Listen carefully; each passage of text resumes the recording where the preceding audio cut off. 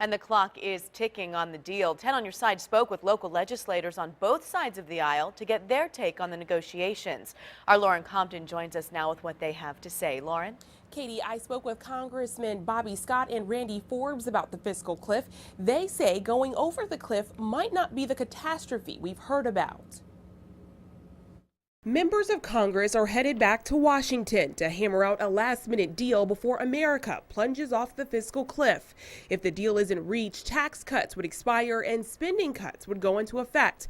Congressman Randy Forbes says the dive off the cliff could hit consumers hard. That will reduce their buying power, so that will have a huge impact on the country and the economy. Congressman Bobby Scott says people could also lose long-term unemployment insurance. Scott and Forbes say they're concerned that Congress is only looking at one factor in their negotiations: tax rates.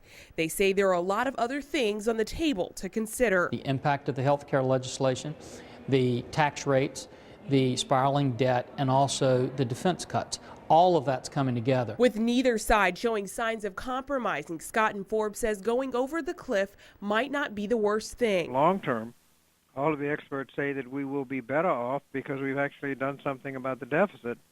By going off the cliff, we got more revenues, and you also have spending cuts. Whatever doesn't happen in the next 2 days, we could always pass a bill that can make it retroactive to January 1st, so it can mitigate a lot of these consequences, and I would predict that's what will happen. Scott says he'd rather see the government go over the cliff than rush to make a last-minute deal. He worries rushing to save tax cuts could mean other programs will be cut to make up for it. One of the problems with the late-night discussions now is they just want to do parts of a deal without the whole deal. So they do tax cuts now, and then they come back and cut Social Security and Medicare in a couple of weeks.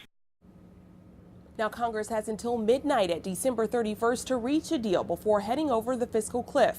Members of Congress have reconvened today to hammer out a deal. In the newsroom, Lauren Compton, 10 on your side.